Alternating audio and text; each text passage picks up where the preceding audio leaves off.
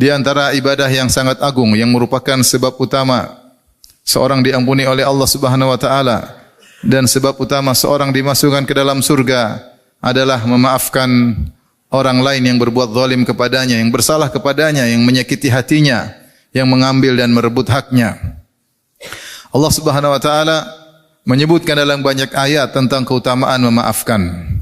Di antaranya Allah menyatakan bahwasanya mereka adalah orang-orang yang bertakwa. Kata Allah Subhanahu wa taala, "Wasari'u ila maghfiratin min rabbikum wa jannatin 'arduha as-samawati wal ardu 'iddatil muttaqin." Bersegeralah kalian menuju ampunan Allah dan menuju surga yang luasnya seluas langit dan bumi yang Allah siapkan bagi orang-orang yang bertakwa.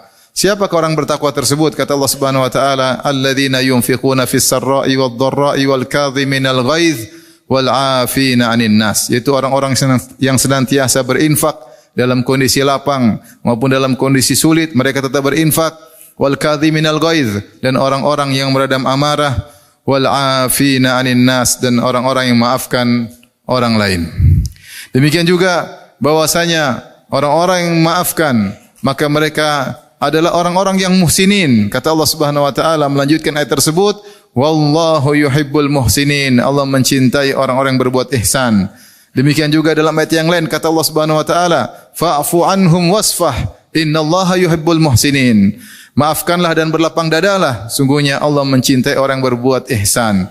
Dan ihsan adalah derajat yang paling tinggi setelah Islam dan iman. Ketika Nabi SAW ditanya oleh malaikat Jibril, "Fa akhbirni 'anil ihsan." Kabarkanlah kepadaku tentang al-ihsan.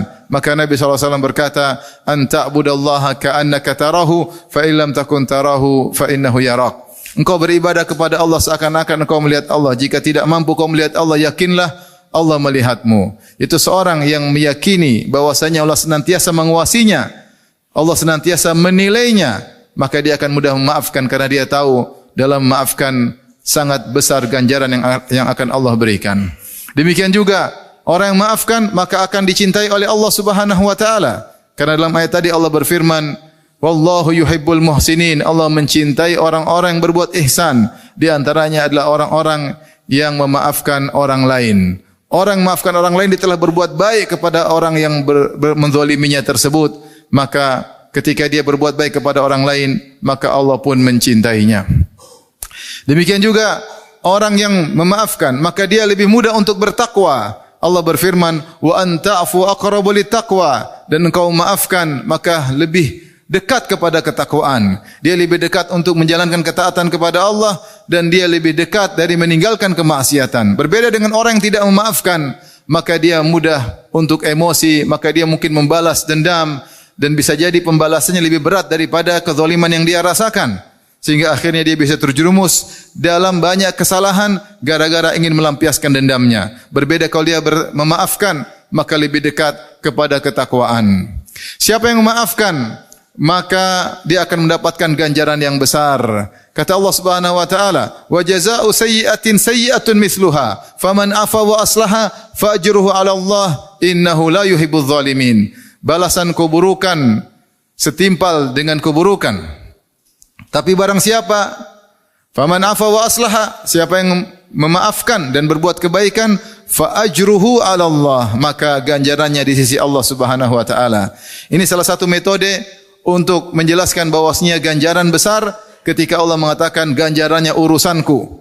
Allah mengatakan fa ajruhu 'ala Allah, siapa yang memaafkan maka ganjarannya di sisi Allah Subhanahu wa taala. Sama seperti ketika dalam hadis qudsi Allah Subhanahu wa taala berfirman, "Kullu amalin bani Adam lahu illa siyam, fa innahu li wa ana ajzi bihi."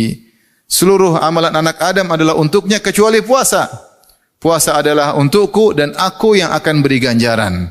Ketika Allah mengatakan fa ajruhu 'ala Allah, ganjarannya di sisi Allah, maka ini menunjukkan ganjaran tersebut sangat besar karena di sisi Allah Subhanahu wa taala. Di antara dalil yang menunjukkan bahwasanya memaafkan ganjarannya sangat besar, yaitu Allah berfirman, "Innama yuwaffas sabiruna ajrahum bighairi hisab." Sungguhnya orang-orang yang sabar, maka mereka diberi ganjaran tanpa batas. Dan kita tahu bahwasanya memaafkan bukan hanya bersabar, tapi sabar plus. Selain dia bersabar, dia bahkan memaafkan, berbuat baik kepada orang yang berbuat zalim kepadanya. Oleh karenanya ganjarannya sangat besar, lebih daripada sekedar ganjaran bersabar. Dan di antara ganjaran orang yang memaafkan, dia diampuni oleh Allah Subhanahu wa taala. Al jaza min jinsil amal, balasan sesuai dengan perbuatan. Jika dia memaafkan, maka juga dia diampuni oleh Allah Subhanahu wa taala. Dia dimaafkan oleh Allah Subhanahu wa taala. Allah berfirman, "Wal ya'fu wal yasfahu, ala tuhibbuna ay yaghfirallahu lakum?" Hendaklah mereka berlapang dada dan hendaklah mereka memaafkan. Apakah kalian suka jika kalian diampuni oleh Allah Subhanahu wa taala? Jawabannya tentu. Oleh karenanya ketika ada orang berbuat zalim kepada kita dan kita ingin diampuni oleh Allah Subhanahu wa taala, maka maafkan dia. Mungkin saja kita banyak beristighfar, mungkin saja kita banyak bertobat, tapi belum tentu istighfar kita benar, belum tentu taubat kita diterima oleh Allah Subhanahu wa taala. Masih ada sisa-sisa dosa yang menempel, mengotori tubuh kita. Ketika ada orang berbuat zalim kepada kita, saatnya kita meraih ampunan dari Allah Subhanahu wa taala. Bagaimana caranya? Kita ampuni dia, maka kita akan diampuni oleh Allah Subhanahu wa taala. Dengan mengampuni orang lain, memaafkan orang lain, maka kita diampuni oleh Allah, dicintai oleh Allah Subhanahu wa taala, mendapat ganjaran yang besar dan mendapatkan surga Allah Subhanahu wa taala. Aqulu qouli hadza, astaghfirullah li wa lakum wa li sa'il muslimin min kulli dhanbin wa khati'ah fastaghfiruhu innahu huwal ghafurur rahim. Alhamdulillahi ala ihsanih wa syukru lahu ala taufiqihi wa amtinanih wa asyhadu an la ilaha illallah wahdahu la syarika lahu ta'ziman li sya'nih wa asyhadu anna Muhammadan abduhu wa rasuluhu da'ila ridwanih. Allahumma salli alaihi wa ala alihi wa ashabihi wa ikhwani. Ma'asyiral muslimin.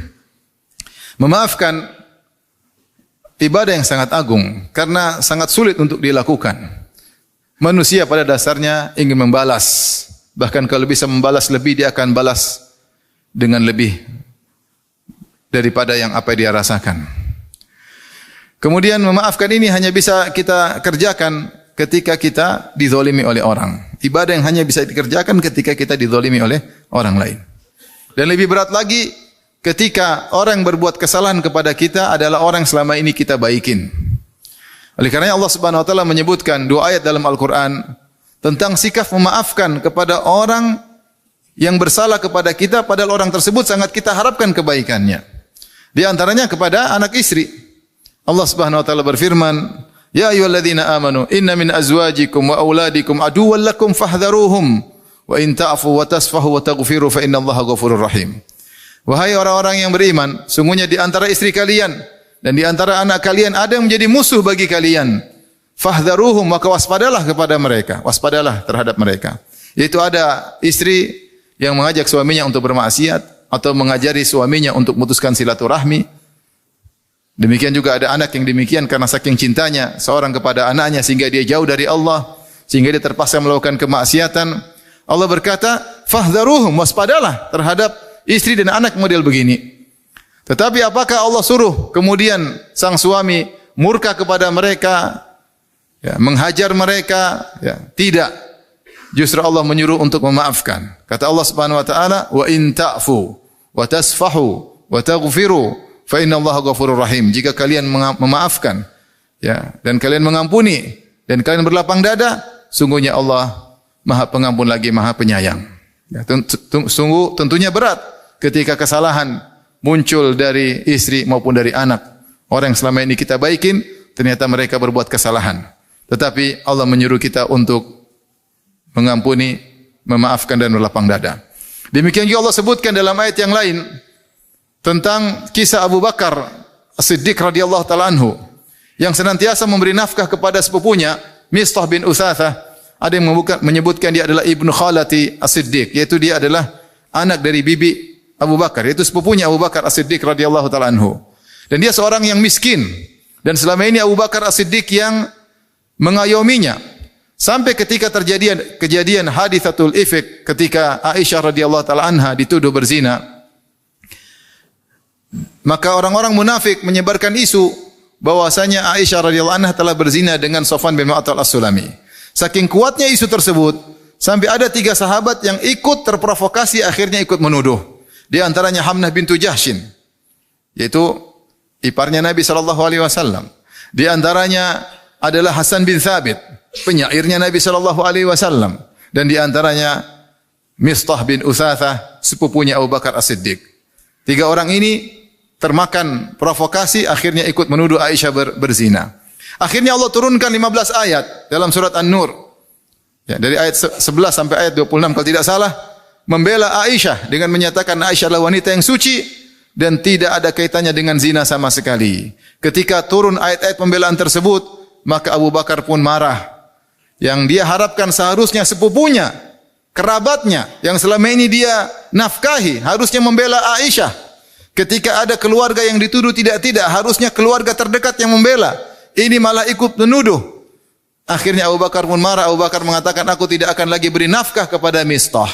Maka turunlah ayat dari Allah Subhanahu wa taala menegur Abu Bakar As-Siddiq. Kata Allah Subhanahu wa taala, "Wala ya'tali ulul fadli minkum wasa'ati ayyutu ulil qurba wal masakin wal muhajirin fi sabilillah wal ya'fu wal yasfahu ala tuhibbuna ay yaghfirallahu lakum." Kata Allah Subhanahu wa taala, janganlah seorang atau mereka-mereka yang telah diberi kelapangan harta dan diberi keutamaan bersumpah untuk tidak memberi lagi nafkah kepada karib kerabat, kepada orang miskin dan kepada muhajirin fi sabilillah. Kata Allah, wal ya'fu wal yasfahu. Hendaknya mereka memaafkan dan berlapang dada. Ala tuhibbuna ay yaghfirallahu lakum? Tidakkah kalian ingin diampuni oleh Allah? Kata Abu Bakar langsung, bala ya Rabb, tentu ya Allah, aku ingin diampuni. Maka Abu Bakar kemudian maafkan Mistah dan dia kembali memberi nafkah dan dia mengatakan, aku tidak akan melepaskan nafkah darimu selama-lamanya. Kenapa? Karena ingin diampuni oleh Allah Subhanahu wa taala. Maka seorang ketika kesalahan semakin besar dan dia semakin memaafkan, maka semakin berat, semakin besar ganjarannya dari Allah Subhanahu wa taala. Apalagi jika dia mampu untuk melampiaskan, maka semakin besar pula ganjarannya. Nabi sallallahu alaihi wasallam bersabda, "Man kadzama ghaidhahu wa huwa yaqdiru ala an yunafidhahu, da'ahu Allahu yaumal qiyamah ala ru'usil khalaiq hatta yukhayyirahu min ayyil khuri sya'a." Siapa yang meredam amarahnya, padahal amarahnya sudah di puncak, tinggal dia lampiaskan. Dan dia mampu untuk melampiaskannya.